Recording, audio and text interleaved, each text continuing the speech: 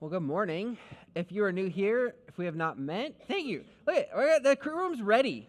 Yeah, you're more ready than I am. I love it. It's going to be a good day. I want to say welcome. My name is Austin. My wife, Allie, and I are the lead pastors here at Tekoa. If we have not met, I would love to meet you after service. We both would. And we got a party today. We're celebrating with some churros. They're coming to make them fresh. And so I'm excited about that. And we should take a poll. Like, who here, let's do this. All right, it's going to be a good day. This is not planned. Who here, we've got plain, we've got vanilla, we've got chocolate. Who here is like a plain person? All right. Who here is a vanilla person? All right, and who here is a chocolate person? Yeah, I'm in the chocolate camp, but they're all good. So I think I had one of each last year when we did this. Just saying. Start with one, though. Well, happy Father's Day, everyone. And while it's not a biblical holiday, we know that fathers are extremely important. And not just because you need a father to have a child in the first place, but because dads are just crucial to kids and to our lives. And whatever your relationship with your dad, we know that our Father in heaven is loving towards us. And dads are great, they're loved, they support us, sometimes they really confuse us, and sometimes they have great jokes. So I brought a few to just start us off today. So here we go. So my boss said, dress for the job you want, not the job you have. So I went as Batman. I went to the aquarium this weekend, but I didn't stay long. There's just something fishy about that place. I was going to try an all-almond diet, but that's just nuts. I found a book called Solve 50% of Your Problems, so I bought two. And finally, I don't always tell Dad jokes, but when I do, he laughs. And I'm grateful. I'm grateful for my dad, actually. He's in the back most weeks. He's back there this week. He is the first one on our team here and the last one to leave every week as we go pick up the trailers and drop them off. I'm so grateful for him. And so today, as we jump into this, we're going to spend most of our time in Luke 7, but I want to start with Psalm 121. It says, I lift up my eyes to the hills. From where does my help come? My help comes from the Lord who made heaven and earth. Where do you look for help from? You know, when I was younger, I got the game Mousetrap. I think we have a picture of it as a gift. And my uncle, he started we opened it up and he started putting it together, and I jumped in to help him because I like building things too. And so we started going, and one of the moms in the room was like, shouldn't you guys read the instructions so you know what you're doing? And we're like, we got this.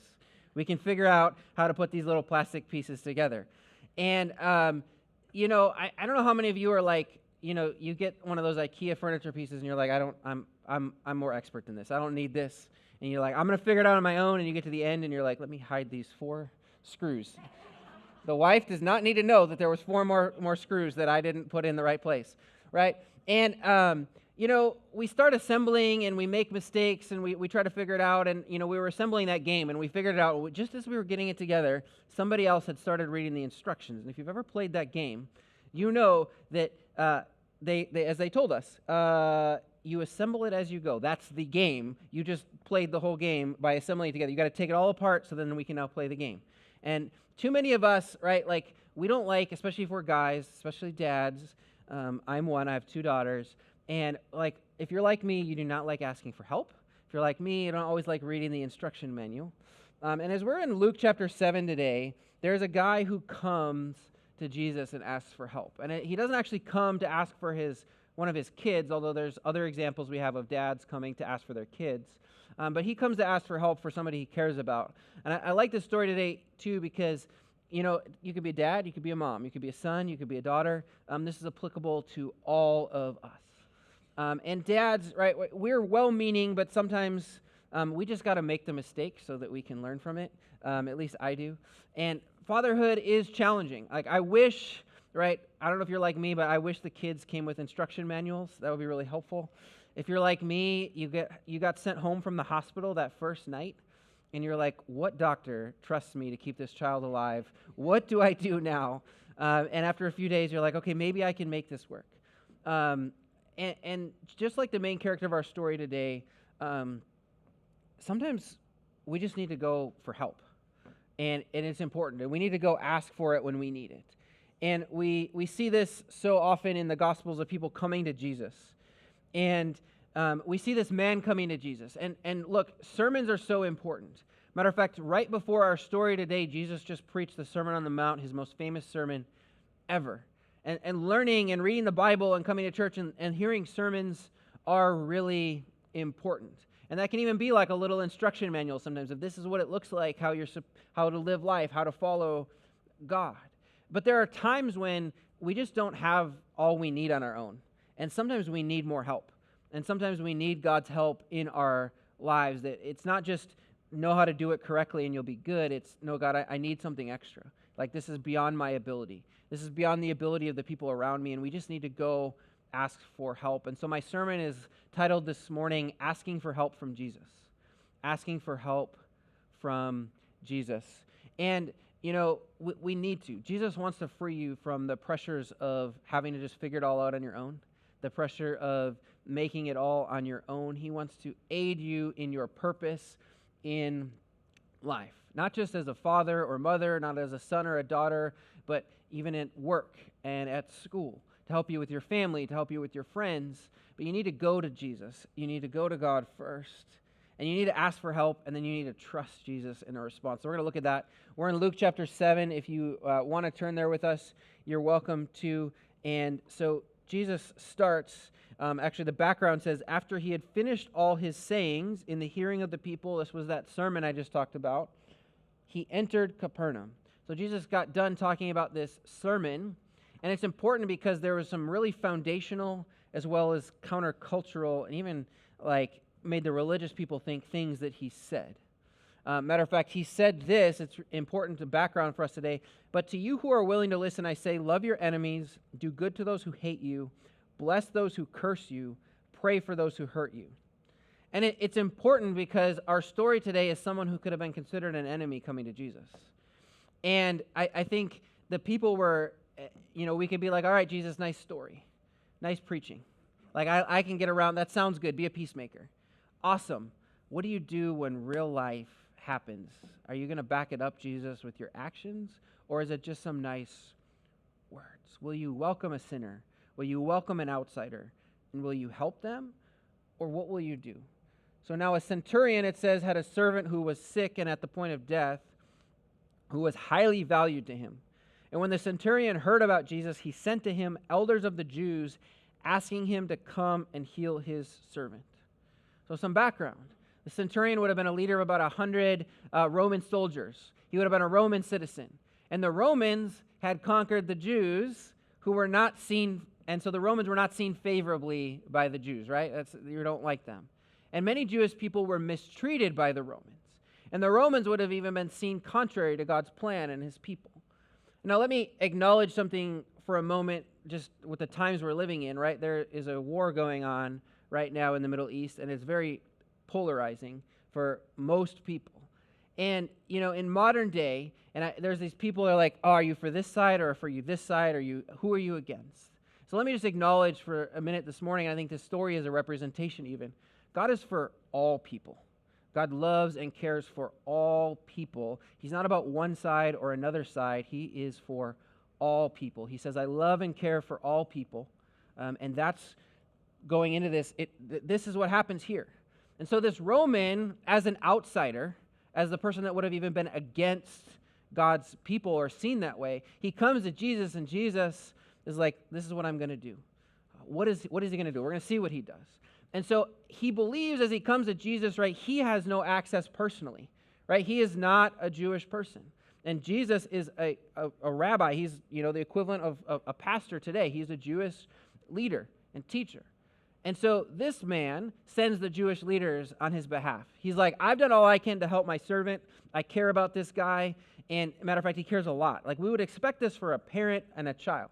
But a servant, and sometimes they were highly regarded, but he seems to really care about this guy. He's like, I've done all I can. Like, I got to send the Jewish people to get this guy because this guy seems to be able to offer healing and power and do miracles. And so I'm going to go get help from this guy. And he sends the Jewish people to help.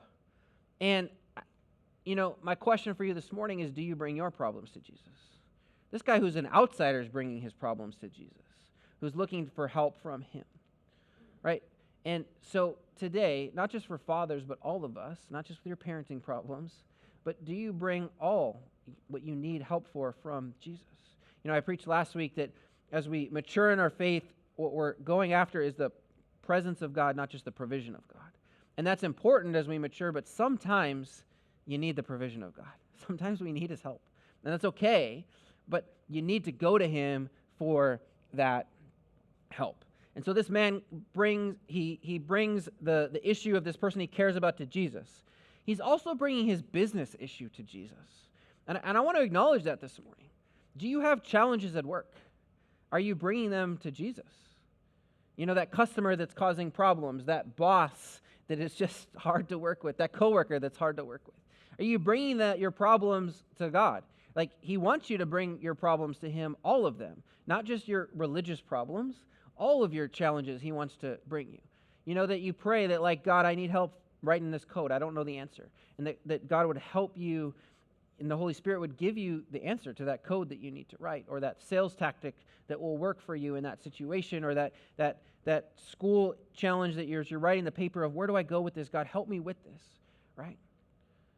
I used to work in repair, and I used to work in sales, and when I was repairing, there would be times, I remember, especially sometimes I had a beautiful territory all the way up the Malibu coast, but my office was like by downtown LA.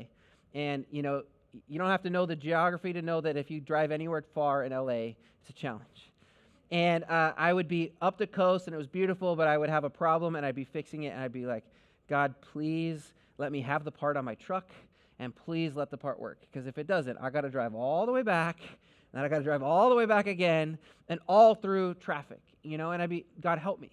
And some of us, we need to realize that God wants to help us, even in those situations. Matter of fact, that's partly how the motivation for us starting this church is I wanted to see more churches helping people realize that God cares about all aspects of your life, and he's got a purpose for you in all aspects of your life.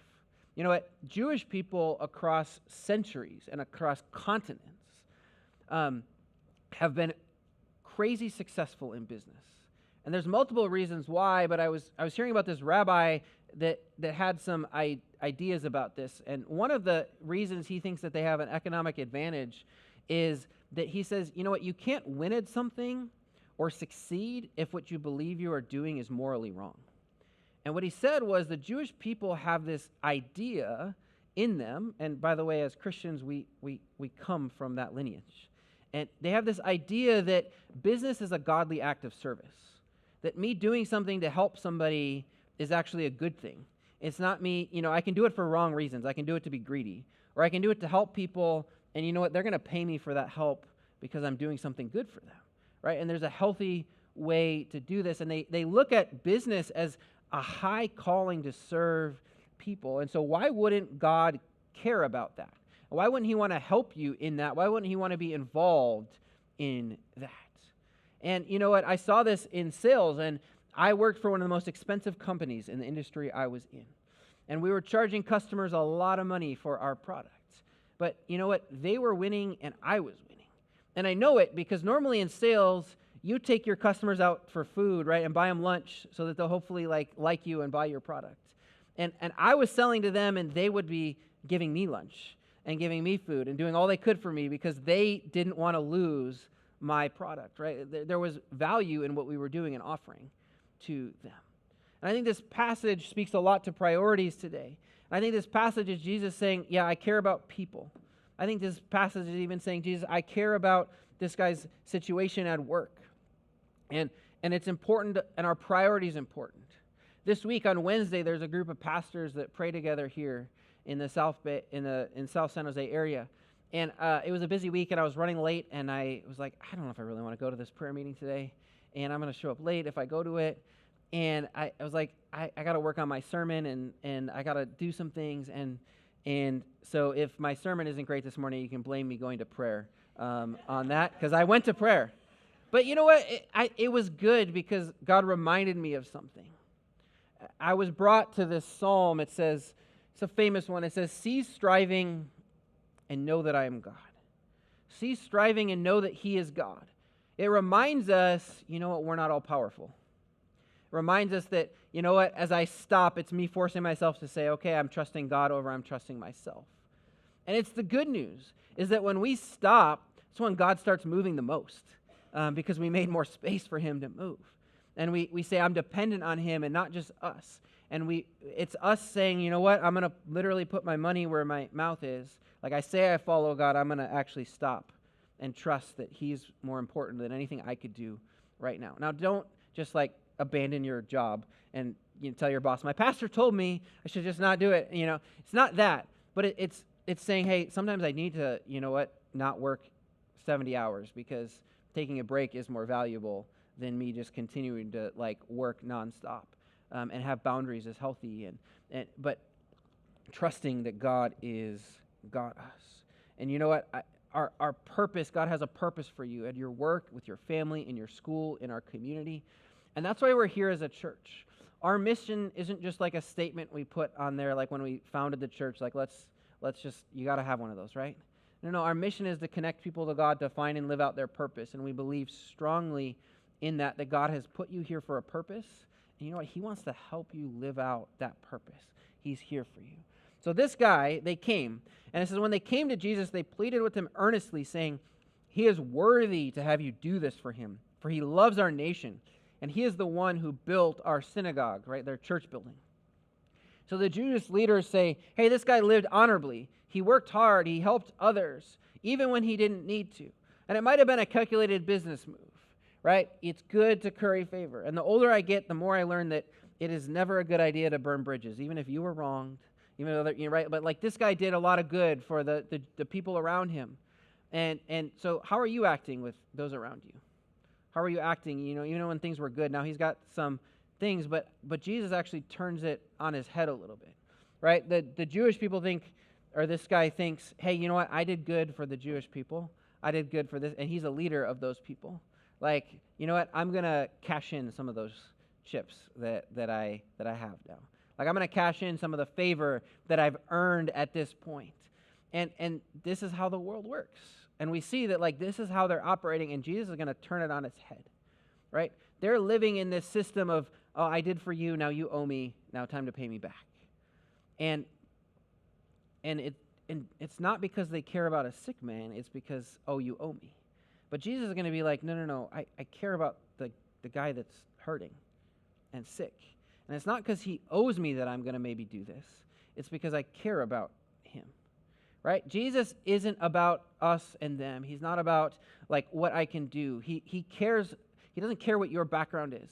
He cares that this man is sick, and he loves him, and so he's going to respond on that, not whether he's Jewish or Roman, not whether he did good or did bad.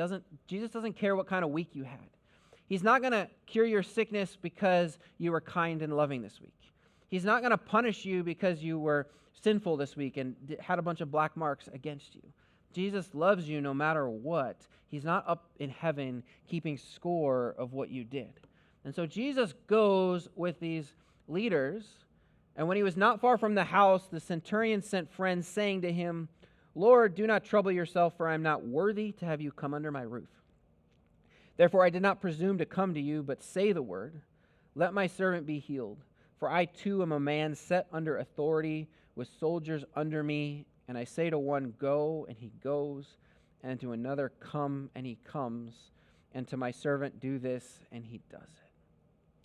All right, some cultural insight might be helpful here as well. If Jesus comes to this man's house, it presents another problem for Jesus. See, the guy would have had to extend hospitality to Jesus, but this would have been a problem because a Jew wouldn't have gone into the home of somebody that wasn't a Jew. Because all of a sudden, then there would be like all of this like ritual uncleanliness and all these things that he would have had to do in response. And so the Roman is actually like, you know what, Jesus, I don't want to create more work for you than you need to. Just, I don't want to make it more complicated than you need to. I don't need you to encounter this guy. I don't need you to encounter the sick person who then presents all these other problems that you're going to have to do as a result, Jesus, because of all the laws that thankfully we don't live under as Christians anymore. And so he's like, you don't even have to come to my house. Just say the word, Jesus. And so they come to Jesus. And I wonder how many of you are like, sometimes like, let me make it as easy as possible for you, God. Like, I don't need you to do too much, just the minimum, right? And I think sometimes it's easier to keep God at arm's length like that. Like, you don't need to come into my house. Like, we don't have to entertain him then if he doesn't come into our house. We pretend to make things easier for God, but really we don't want the inconvenience of God coming in to fully transform us and our houses and our lives. And I think there's more to this, though, as well. I think there's humility here. He knows he needs to ask for help. He knows that he's not worthy of Jesus. Instead, he's saying, you know what? Come help me. Instead of saying, God, I did this for you, you owe me, he's humbly saying, you don't even need to come to my house. He's saying, I'm going to ask you as anyone would ask, God, I believe you would care. Could you help me? Listen to this. I think some of us maybe, we're going to laugh at this maybe, but it's because there's a kernel of truth. A businessman needed $1 million to close an important business transaction, so he went to church to pray for the money, and he's there, he's on his knees, and he's praying out loud, and he's praying next to somebody else who was praying for $100 that he needed to pay an urgent debt. And the businessman took out his wallet, put $100 in the other man's hand, and overjoyed, that man walked out of the church. The businessman then closed his eyes, went back to his prayer, and said, now, Lord, that I have your undivided attention. Right? God has more than enough for all of us. Right? Are you generous because you want to get something from God? Or has God done so much for you, you're going to respond in gratitude? Do we have this idea that, you know what? Jesus has so much for us. He can heal all of us. He can move for all of us. He's got the finances. He's got all the provision that we might need. Right? So much more. And it's not just that we do for him so that we can get from him. It's not that we want to outdo somebody else so that God's got more time for us. God's got more than enough time for you and for all of us. You know, we take time each week in service to take our tithes, to take our offerings to God, our finances. Why? Because God tells us to, so we respond in obedience. Also because God has done so much for us that we are overjoyed to respond in gratitude. And we respond because, you know what, and we give more to the vision because we believe in it. Because we say, hey, we see people's lives being transformed. We see baptisms and we see people being healed and we see marriages being restored. And I want to see more of this, God. And so I want to be a part of what you're doing to bring your kingdom to this world and to this earth. And I want to be a part of it. And you know, and I know, and my family knows, right, that God's going to accomplish his mission either way. But the speed at which that mission and that vision gets accomplished is based on our generosity. And so just taking a moment here, and you can anytime, if you're a guest today, welcome, no pressure. But if this is your home, you know, you can respond and worship online or at the box at the back at any point during service. But that's not why God responds to us. He loves us either way. He cares about us either way. This man doesn't say, well, because I did things to help the church, now you owe me, God. He said, I'm asking because, Jesus, I believe you care about this man. So how does Jesus respond? When Jesus heard these things, he marveled at him, and turning to the crowd that followed him, said, I tell you, not even in Israel, among the Jews, have I found such faith. Jesus has a crowd following him. A growing number of people. This crowd is his disciples. There's a growing number of them, and he goes, hold on a second. Before we go deal with that, I got to tell you guys something, because you're here following me, but even amongst you, I haven't seen faith like this that just says, Jesus, you don't just speak it, and all believe in faith is going to happen over there. And you don't need to come. I don't need to see it with my own eyes. And they have faith. And Jesus responds. He teaches his disciples, and he calls out the Jewish and Roman divide. And there's this Gentile, one who's not Jewish and who's acted honorably towards God and his people, and he recognizes the authority of Jesus and trusts that Jesus will act and respond with that authority. only twice in all the Gospels did Jesus marvel at others. We see this word many times of people that marveled at Jesus and what he did. But twice did Jesus be amazed or marveled at others. Both times about faith. This time of this guy's faith of like, wow, he gets it. Jesus just speaks it and it'll happen. As I have people under authority that I can tell them to do something, they'll go and they'll do it, and I trust it'll happen. Jesus can do it. God will do it. And the faith of the man enabled a miracle. It was clear, and we see it at other times, that the unbelief of religious people could hinder miracles happening and the work of God. But Jesus is saying that even the Jewish people who follow God don't have this kind of faith. This guy, who's supposed to be the enemy, has more faith in God than they do. And this should be both a warning and an encouragement to us. A warning if we're followers of Jesus that we should not get too cocky about our faith and there's something for us to learn and grow our faith. But also an encouragement that anyone can come to Jesus. Doesn't matter your background, doesn't matter your affiliations or doesn't matter anything. If this guy can come to Jesus, you can come to Jesus. All of us can, and he welcomes you with open arms just like he did to this man. Jesus welcomes all people. The only other time, Mark 6:6, he marveled because of their unbelief, and he went among the villages teaching. He marveled at faith and lack of faith. This is what astounded Jesus. How could some of you believe so strongly when I've barely done anything? And others of you I've done so much for, and you don't even believe. How? Your faith response to Jesus matters, and your faith response matters. So the most important two things you can do with your life: how you respond to Jesus and how you share that faith with those around you. How you respond and how you share that with those around you. Does your faith make a difference in your life? And that's what I want to speak on this morning. What I want you to walk away from here. Like, what is your response to Jesus?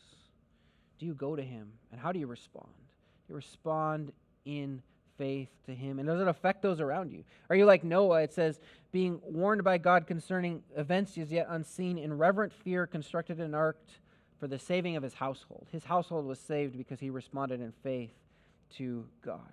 By faith, Abraham, it says, obeyed and moved his whole family when he was told to move, and left the economic stability and took the physically more dangerous path and took his family with him, and then he became the father of many nations, it says. Right? They responded in faith, and God moved in their life. And our story ends, the final verse, and when those who had been sent returned to the house, they found the servant well.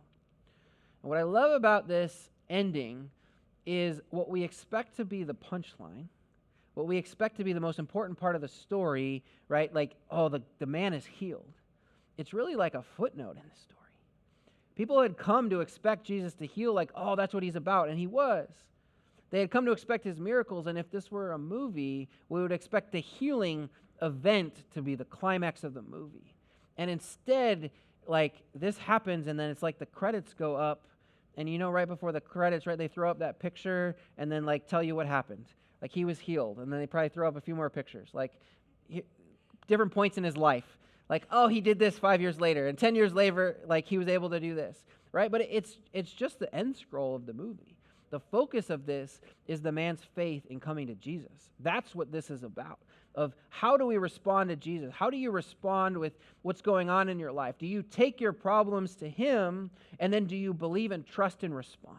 Because that's so important. It's not just, oh, I went to Jesus and I demanded he move a certain way and, like, come to my house and touch this man because through your touch you've brought healing, Jesus. No, that he comes into Jesus and he says, I'm here, here's my problem, and, like, would you do it? And just speak it, and I'll walk in faith that it's going to happen back over there. What's important is our journey even to get there. It's hugely important. You have come to Jesus, you ask for help, and then we're to respond and trust him in faith. Bite our keys back up here as I start to wrap up. And many times we don't like asking for help, right? Especially as guys. I don't like asking for help, right? We were hiking about a month ago, and I prepped it's a new hike for my wife and I, and it was just us. We got a couple days away, and It was a long hike, and so I did research online. I downloaded an app so I could make sure we stayed on the trail, and I planned it, and I had the phone out and the GPS, and I'm like, all right, I'm gonna get this, and I'm gonna figure it out, and I'm gonna lead our family. And Allie's stops every single person on the trail to get information about the hike and ask for help. And I'm every time I'm a little bit we got this. Don't bother those people. Let them enjoy their hike. And we just don't like asking sometimes. But it was helpful because there's this shortcut down this steep cliff, or you could go 3 miles each direction around, and that's 3 miles is a long way to go around. It's extra 6 miles to the hike is a lot, and we knew it was a little bit. But this guy was like, "Oh, I've done it many times. It's a little dangerous, and sometimes people get hurt. But if you're cautious, it'll be fine." And we're like, "Okay." And so we go down there, and we're going down to the beach because there's a waterfall on a beach up north of San Francisco. And so we're going to see that waterfall. And we're by the water, and we're there, and we start to go down kind of the cliff, and it's a little sketchy, and it's pretty steep. And I'm leading the way, and I go down this part, and I'm like, okay, this is the worst part. I can see the end, and I'm here, and I'm afraid of heights. And I'm like, okay, if I can do this, my wife can do this. And I'm there, and I'm telling Allie, I'm like, all right, you'll be okay. Put your feet and your hands here, and I'm here. If you fall, you're not going to crash down to your death. You're not even going to go to the hospital. I'm here. I did it. I can see what you can't see. Right? I did it, and looking down, you couldn't see anything. But looking up at what I had just done, I was like, you can do it. And she was like, I don't know. And we're at that point where if we do this, we're down at the beach. If we turn around, this is the point. I'm like, you got this. You can do it. And she's like, maybe we should go around. It's safer. I'm like, just trust me. We got this. You'll be fine. And she did. She trusted me, and she went down the cliff, and we got there, and it was beautiful. And then we did the long hike back, and I'm so glad we didn't do the long hike there. But sometimes God tells us, I got it. I got you. But we got to walk in faith to get there. And we got to trust what he said. And so we got to come to Jesus and ask for help in the first place. We got to ask for the help, and then we need to trust him. That, hey, okay, what he said is true. I'm going to be okay. And he's going to catch me if I fall. And he's got my faith. He's got me. So we come to him. So I want to invite you this morning as we respond. Do you come to him in faith? Do you trust him?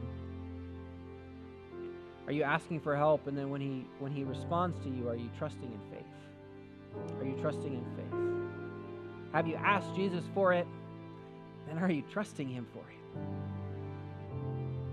What's the journey like with you?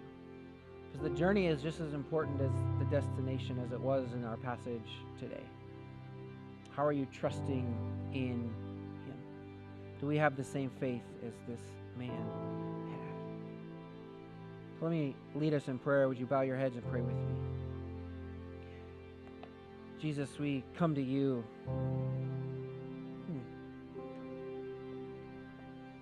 How about you right now? Whatever's in your life right now, you have whatever your problems might be, whatever your challenges, maybe even your celebrations right now. Invite Jesus to help you. Life is good. Invite him to help you enjoy that good season. Maybe you're having an awesome weekend. Jesus, all right, help me enjoy it because you created this world and let me enjoy it. Life is hard, and you've been struggling, and you've even come to Jesus before, and you're looking to help, and you're like, but I'm still struggling.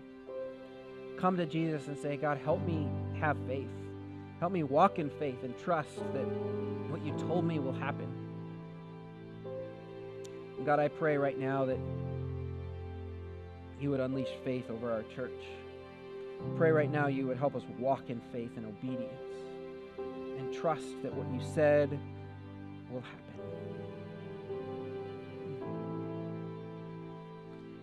I want to invite us as we continue praying. If you're here this morning and you've never trusted God, you've never chosen to follow him, Jesus wants to bring healing into your life. He wants to bring a restored relationship with God, and he wants to bless your life. The Bible tells us we've all sinned, we've all messed up, We've all broken our relationship with God, and the only way to restore that is through the death of Jesus, because he paid the penalty for our sin. Jesus died on the cross and rose again, and he says just trust in what he did, believe in what he did for you, and commit to follow him, and you can have a restored relationship with God for all of eternity. So if that's you this morning and you're like, I want that,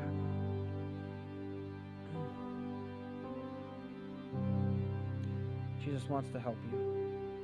And just like the Roman, it doesn't matter how you came in, doesn't matter your background, doesn't matter what you've done. Jesus loves all people. He loves you.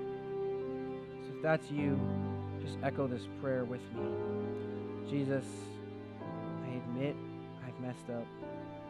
Jesus, I believe you died for me. Jesus, I believe you rose again to new life. And Jesus, I commit to follow you and make you Lord. Amen. I'm going to invite us. If you stand right now. We like to respond and worship here at Tekoa, and we're going to respond right now in faith. We're going to sing a song about taking God at his word. That what we read about in the Bible, we still believe about him. What God said to us, we believe it. That he loves us, that he cares for us, that he's providing for us. And we're gonna proclaim this, that God, we're going to take you at your word, that if you said it, we will believe it and we'll walk in faith.